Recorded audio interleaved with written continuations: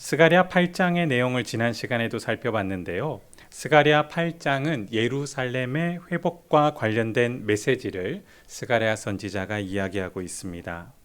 이스라엘은 불의하고 악하였습니다. 그러나 다시 의롭고 선한 하나님 백성으로 회복되는 시대를 맞이했다라는 것이 스가랴 선지자가 외친 확고한 메시지였습니다.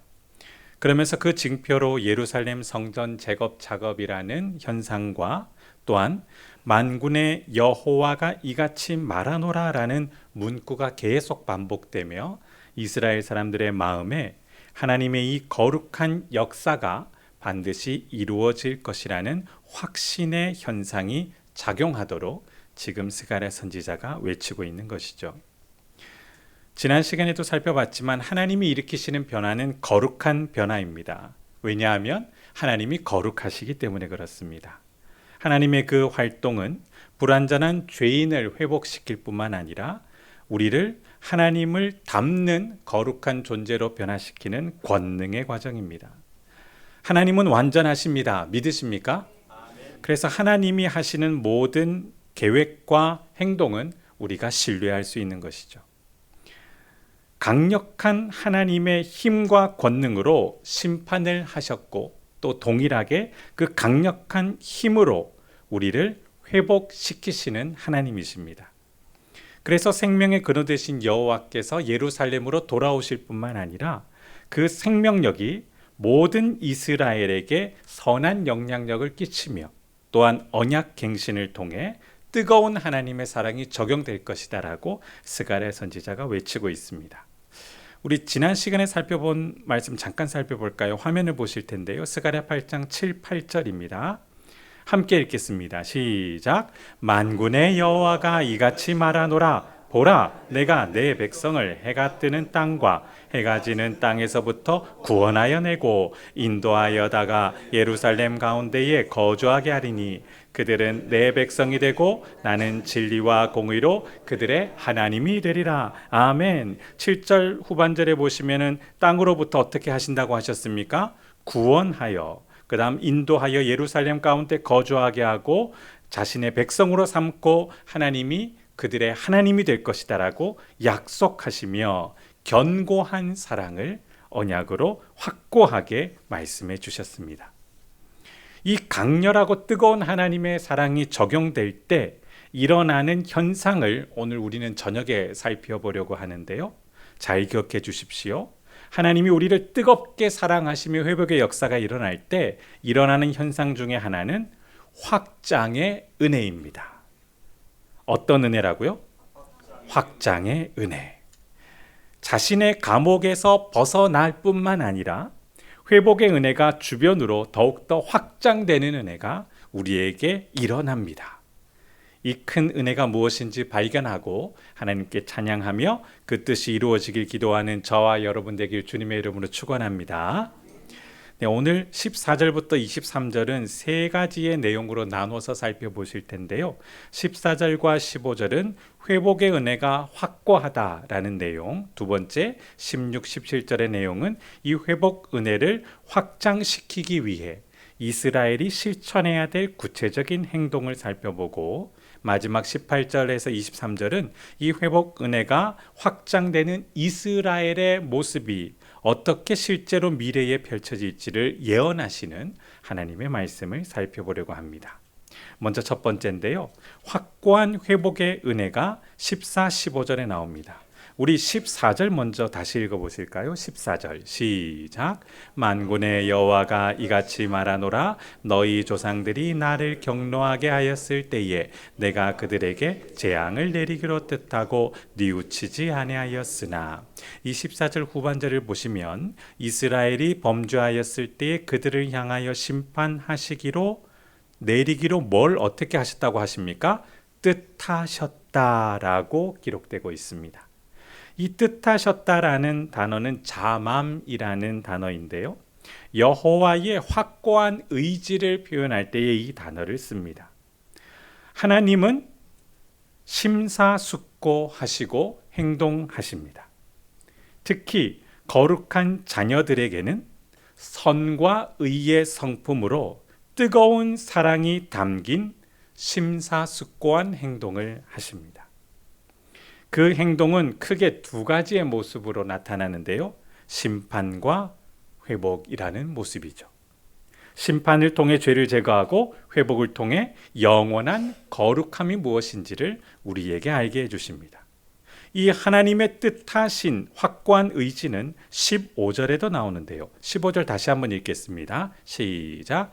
이제 내가 다시 예루살렘과 유다 족속에게 은혜를 베풀기로 뜻하였나니 너희는 두려워하지 말지니라. 아멘. 14절에서는 심판하시기로 계획하시고 뜻하셨습니다. 확고한 의지를 세우셨습니다. 16절에는 뜻하셨는데 무엇을 베푸기로 뜻하셨습니까? 은혜를 베푸셔서 회복하시는 것을 확고한 의지로 결심하셨습니다. 선을 베푸는 작정이죠. 하나님의 강력한 의지 때문에 이스라엘은 회복되어 하나님과 함께 선을 실행하는 행복을 경험하게 될 것입니다. 이것이 놀라운 은혜이죠. 여기서 잠깐 인간의 심사숙고와 하나님의 심사숙고를 잠깐 비교해 보도록 하겠습니다. 부모가 되면 자녀를 생각을 합니다. 자녀를 사랑하는 마음으로 자녀보다 자녀의 인생을 더 많이 생각하게 됩니다. 그래서 부모로서 해줄 수 있는 것들이 없는가라고 고민하며 책임감 있게 돌보고 많은 교훈과 사랑을 닮아 권면을 하죠. 진실한 이 부모의 마음과 행동이 자녀를 감격하게 하고 그 자녀가 기쁨으로 부모의 조언을 받아들이며 그들의 인생이 행복해질 것을 확신하십니까? 네, 왜 이렇게 대답을 크게 못 하십니까? 저도 그렇습니다. 선뜻 대답을 못하는 이유는 변수가 너무 많이 발생합니다. 부모인 우리도 완전하지 않습니다. 자녀도 그렇죠. 불완전합니다. 서로 불완전하다 보니 기대한 것과 다른 부정적인 변수가 너무 많이 발생을 합니다. 그래서 확신하지 못하는 것이죠. 하지만 하나님 약속을 우리가 듣게 되면 우리는 더욱 확신하게 됩니다. 물론 인간이 죄의 성향으로 불완전하기에 다 받아들이지 않는 모습도 있습니다. 그럼에도 하나님의 그 강력한 의지는, 사랑이 담긴 교훈은 성령의 역사로 우리에게 받아들여지는 줄 믿습니다. 그래서 우리가 하나님의 사랑으로 변수에도 불구하고 점점 더 변화될 뿐만 아니라 하나님을 향하여 하나님의 그 심사숙고한 결심을 기쁨으로 받아들이고 신뢰하게 되는 것이죠. 그리고 이 하나님의 심사숙고한 결심은 우리에게 또 다른 현상을 불러일으키는데요. 바로 하나님을 경외하게 하는 몸과 마음의 변화를 일으킵니다. 15절 다시 보십시오. 15절을 보면 이제 내가 다시 예루살렘과 유다 족속에게 은혜를 베푸기로 작정하셨습니다. 그러면서 뭐라고 말씀하십니까? 너희는 두려워하지 말지니라. 하나님의 심판 때문에 공포감에 쌓였던, 혹 아직까지도 하나님의 심판이 멈추지 않았는가라고 주저하는 그들에게 다시 회복을 얘기하시며 그 마음을 계속 견고하게 하셔서 어떤 마음을 불러일으키냐면, 이 두려움은 야레라는 단어인데요, 인간의 공포심을 의미하기도 하지만 성령의 역사가 임하면 하나님을 경외하는 정서로 변화됩니다. 그래서 이 공포심이 누구를 경외하게 되는 마음으로 변할까요? 하나님을 경외하는 마음으로 변화된다는 것이죠. 하나님의 그 회복의 심사숙고의 결심이 우리에게 작용하면 우리가 더욱 하나님을 경외하게 된다는 것입니다. 이제 두 번째 내용을 보실 텐데요. 스가랴 선지자는 하나님의 확고한 회복 의지를 선언하며 어떻게 회복이 될 수 있을지 구체적인 이스라엘이 행해야 될 실행 목록을 이야기합니다. 16, 17절 다 함께 읽도록 하겠습니다. 시작. 너희가 행할 일은 이러하니라. 너희는 이웃과 더불어 진리를 말하며 너희 성문에서 진실하고 화평한 재판을 베풀고 마음에 서로 해하기를 도모하지 말며 거짓 맹세를 좋아하지 말라. 이 모든 일은 내가 미워하는 것이니라. 여호와의 말이니라. 아멘. 적극적으로 행동하는 목록과 또 금지해야 하는 목록을 한꺼번에 이야기합니다. 그런데 이 명령의 무게감이 중요한데요. 16절을 다시 보실까요? 어떻게 시작하고 있습니까?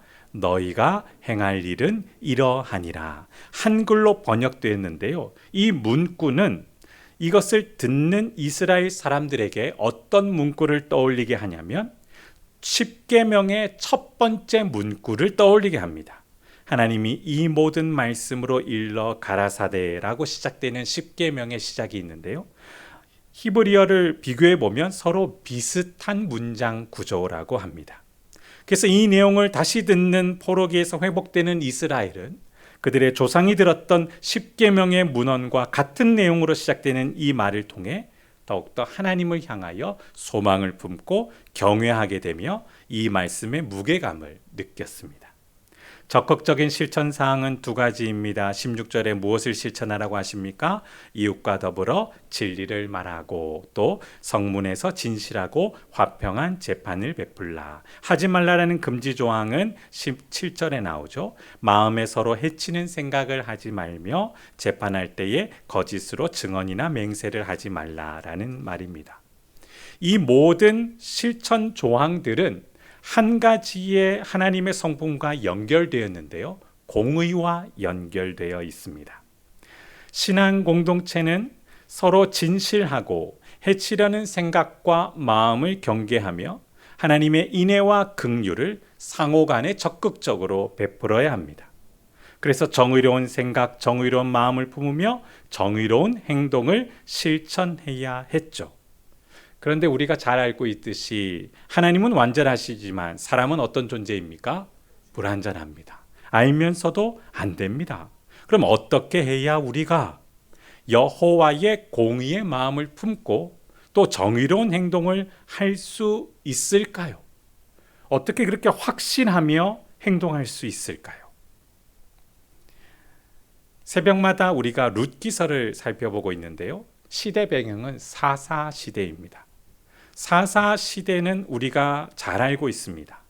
사사 시대를 최종적으로 평가하는 성경의 내용이 있는데 화면에 한번 보여주실까요? 사사기 21장 25절 다 함께 읽겠습니다. 시작. 그때에 이스라엘의 왕이 없으므로 사람이 각기 자기의 소견에 옳은 대로 행하였더라. 이것이 인간의 모습이라는 것이죠. 이스라엘의 왕이 없었다. 실제로 이스라엘의 왕이 있습니까? 없습니까? 사사 시대에. 왜 이러십니까? 이스라엘의 영원한 왕 누구십니까? 여호와 하나님.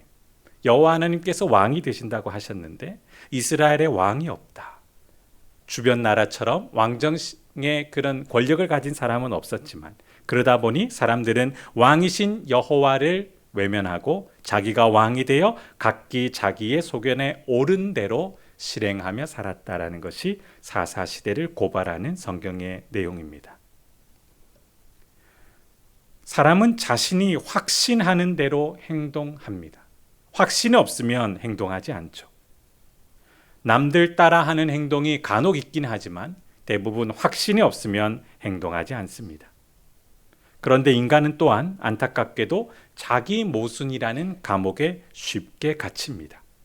심사숙고하고 스스로 정의로운 결정과 선택을 했다라고 실행하지만 그 행동과 내면의 생각과 마음이 자신도 모르게 정의롭지 않을 때가 참 많습니다.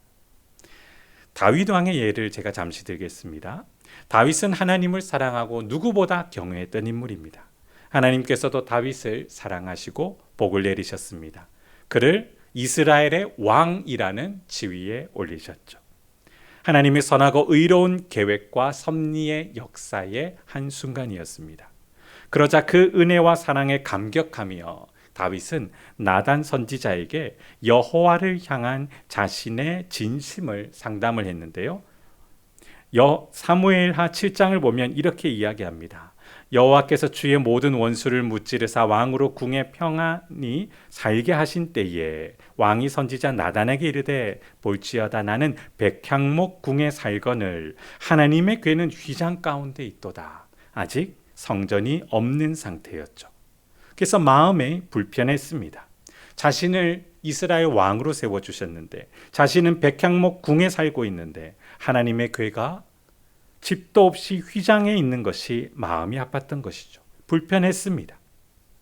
그래서 여호와의 집을 지을 계획을 생각하고 나단 선지자에게 자문을 구합니다.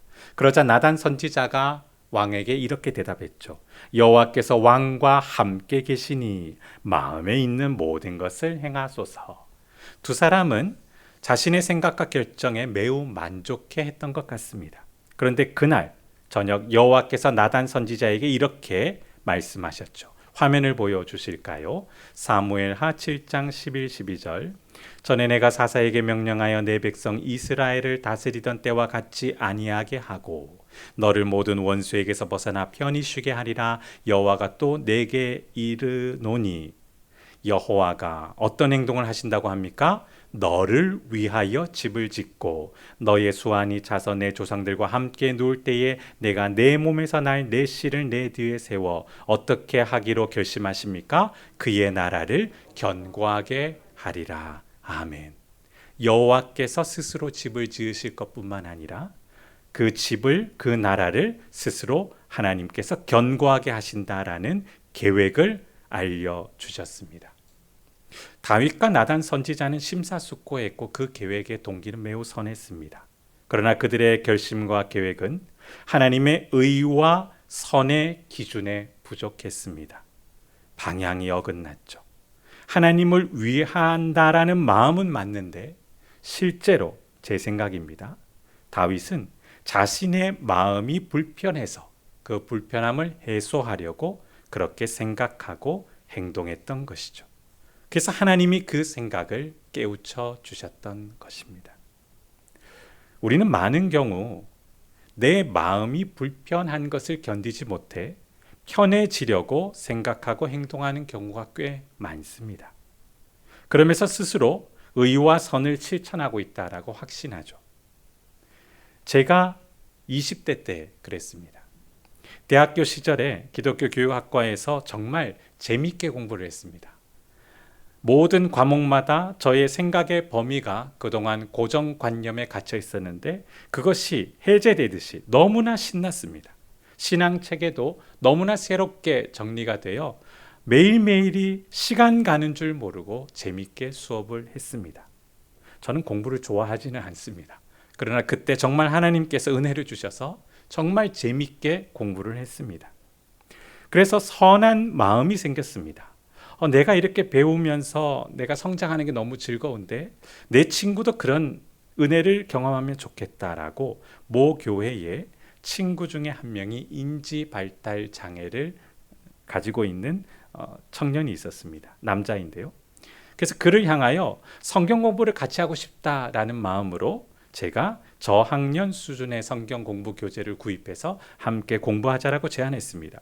친구는 기쁘게 저와 함께 성경 공부를 했습니다. 왜냐하면 20대가 되었는데 친구들이 잘 놀아주지 않거든요. 그런데 제가 같이 공부하자고 하니까 되게 반가워하며 그러자라고 했습니다. 1년이 지났습니다. 구원의 확신을 가지게 하려고 꽤 긴 시간 동안 공부했습니다.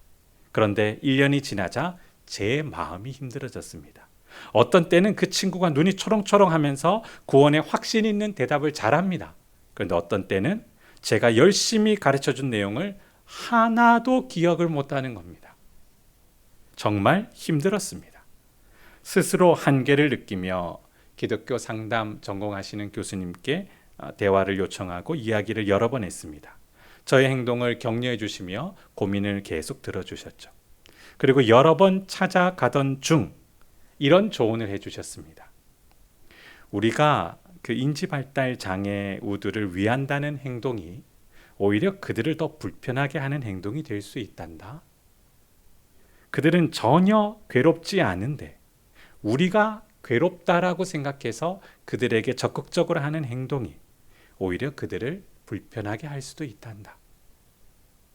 그러면서 저의 고정관념을 스스로 의롭다고 생각하는 이 마음을 깨지도록 한마디를 해주셨습니다.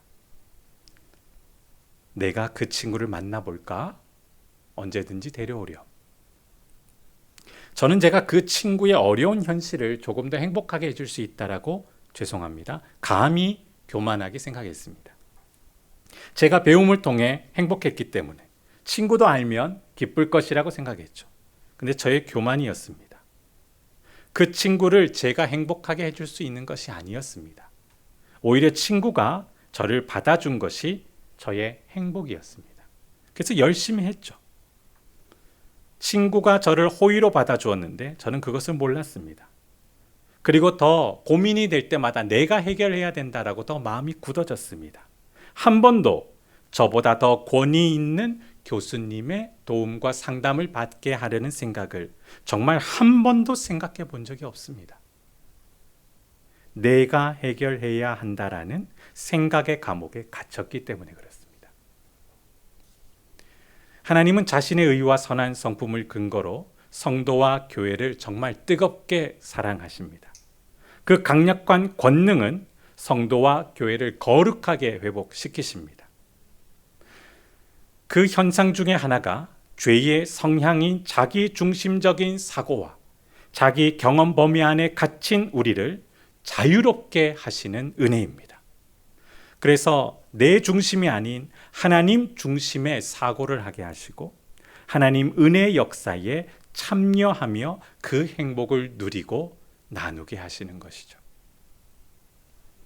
이제 마지막 세 번째 부분이 남았습니다. 18절과 23절은 선한 영향력이 어떻게 확장되는지를 보여주는 것인데요. 하나님의 뜨거운 사랑과 은혜를 누리는 성도는 그 선한 영향력을 자신뿐만 아니라 주변으로 확장시키려는 모습이 나타납니다. 18, 19절 다시 한번 읽겠습니다. 함께 읽겠습니다. 시작. 만군의 여호와의 말씀이 내게 임하여 이르시되 만군의 여호와가 이같이 말하노라. 넷째 달의 금식과 다섯째 달의 금식과 일곱째 달의 금식과 열째 달의 금식이 변하여 유다 족속에게 기쁨과 즐거움과 희락의 절기들이 되리니 오직 너희는 진리와 화평을 사랑할지니라. 아멘. 7장에서 금식에 대해서 질문하셨던 것을 8장에 이르러서야 대답해 주셨는데요. 금식을 해야 됩니까? 말아야 됩니까? 고민하는 그들을 향해 이제 슬픔을 멈추고 내가 주는 회복을 통하여 기쁨의 잔치를 누리자라고 여호와께서 확고히 말씀을 하신 것이죠. 기쁨과 즐거움과 희락의 절기가 될 것이며 진리와 화평을 사랑하게 될 것이다라고 다시 소망의 말씀을 주셨습니다. 이 약속을 듣는 사람들의 마음에 어떤 마음이 생겼을까요? 하나님 경외하는 마음이 점점 생겼을 것입니다. 다윗도 하나님의 계획을 듣고 그의 생각의 감옥에서 벗어나 하나님을 찬미하며 하나님을 경외하는 고백을 했습니다. 이스라엘 백성들도 마찬가지죠. 그들의 모든 슬픔과 두려움의 감옥에서 벗어나 하나님을 향해 찬미하며 경외하는 마음이 되었죠. 저 또한 그랬습니다. 생각의 감옥에 갇혔던 저의 교만의 마음이 하나님을 향해 더욱 경외하는 마음으로 바른 생활을 하게 됐던 것이죠. 19절 20절을 보시면 여호와의 뜨거운 사랑과 견고한 은혜가 이스라엘을 회복시키며 그 은혜 범위가 확장되는 것을 묘사합니다. 19절 보실까요? 만군의 여호와가 이같이 말하노라. 넷째 달의 금식과 다섯째 달의 금식과 일곱째 달의 금식과 열째 달의 금식이 변하여 유다 족속에게 어떻게 된다고 합니까? 기쁨, 즐거움과 희락의 절기가 된다라고. 그리고 진리와 화평을 사랑하게 되며 20절 함께 읽겠습니다. 시작. 만군의 여호와가 이같이 말하노라. 다시 여러 백성과 많은 성읍의 주민이 올 것이라. 아멘. 이스라엘 백성들뿐만 아니라 여러 민족들과 또한 주변의 많은 성읍의 주민들까지 예루살렘에 몰려오게 될 것을 이야기하고 있습니다. 이것은 파격적인 은혜입니다. 마치 사도행전의 그 성령의 역사같이 유대를 떠나 하나님께서 일으키실 놀라운 부흥과 회복의 역사가 사람들의 마음을 움직이고 회개하며 하나님 경외하는 행복으로 가득 차게 될 것을 예언하고 있는 것이죠. 그리고 21절 보실까요? 이 성읍 예루살렘 주민이 저 성읍에 가서 이르기를 우리가 속히 가서 만군의 여호와를 찾고 여호와께 은혜를 구하자 하면 사람들이 어떻게 반응하게 됩니까? 나도 가겠다. 나도 여호와를 섬기겠다라고 회개의 역사가 일어나고 22절에 많은 백성과 강대한 나라들이 예루살렘으로 와서 만군의 여호와를 찾고 여호와께 은혜를 구하리라. 그러면서 이렇게 마지막을 장식합니다. 23절 마지막으로 읽으실까요? 시작. 만군의 여호와가 이와 같이 말하노라. 그 날에는 말이 다른 이방 백성 10명이 유다 사람 하나의 옷자락을 잡을 것이라. 곧 잡고 말하기를 하나님이 너희와 함께 하심을 들었나니 우리가 너희와 함께 가려 하노라 하리라 하시니라. 아멘. 말씀을 맺습니다. 하나님은 회복의 역사가 적용될 것을 반드시 확언하시며 그것을 반복적으로 말씀해 주시고 불안해하는 이스라엘의 마음을 진정시키셨습니다. 그 은혜는 하나님을 향한 경외와 신뢰의 마음을 불러일으켜 강력한 은혜가 작용되게 하였습니다. 그러자 이스라엘은 스스로의 감옥과 고정관념에서 벗어나 하나님의 선한 영향력을 확장시키는 선한 도구로 활용되어질 수 있었던 것이죠. 자신들뿐만 아니라 이방 민족이 여호와를 경외할 수 있도록 구원의 은혜를 확장을 알리는 메신저가 되었던 것입니다. 하나님은 지금도 뜨거운 사랑으로 우리를 심판하시고 구원하시며 회복하십니다. 그 강력한 힘은 불완전한 우리의 한계를 벗어나 하나님의 거룩함을 맛보게 합니다. 우리의 고정관념이 부서지고 고정관념의 감옥에서 벗어나며 하나님의 그 멈추지 않는 힘 때문에 우리는 더욱 구원의 감격과 행복을 누리며 하나님을 경외하게 될 줄 믿습니다. 오늘 그 강력한 사랑과 권능의 확장이 우리의 삶을 뛰어넘어 주변 이웃을 향해 확산될 수 있도록, 그래야 모두가 하나님 경외하는 기쁨과 행복을 누릴 수 있도록 찬미하며 기도하는 저와 여러분 되기를 주님의 이름으로 축원합니다. 하나님의 뜨거운 사랑과 강렬한 권능으로 우리는 우리의 모든 고정관념의 감옥에서 벗어나 하나님의 그 거룩한 자유로 향하게 될 줄 믿습니다. 참된 인생의 행복이 무엇인지 깨달아 알게 하여 주시니 감사합니다. 하나님과 함께하는 모든 것이 행복임을 확신하게 하옵소서. 하나님과 함께하는 모든 구속 역사의 모든 행복을 누리고 나누게 하여 주옵소서. 또한 우리를 생명의 공동체로 세우셨사오니 우리의 가정과 직장과 사회와 교회와 모든 곳이 하나님의 생명으로 가득 차게 하여 주실 줄 믿습니다. 또한 우리의 믿음의 다음 세대도 하나님 경외하기를 기뻐하며 하나님을 더욱더 사랑할 수 있는 뜨거운 마음을 가진 세대가 되게 하여 주시옵소서. 오늘 저녁도 편안한 안식을 더하시고 내일 주님과 함께 뜨거운 마음으로 생명의 마음으로 활기찬 하루를 살게 하옵소서. 감사드리며 예수님 이름으로 기도드립니다. 아멘.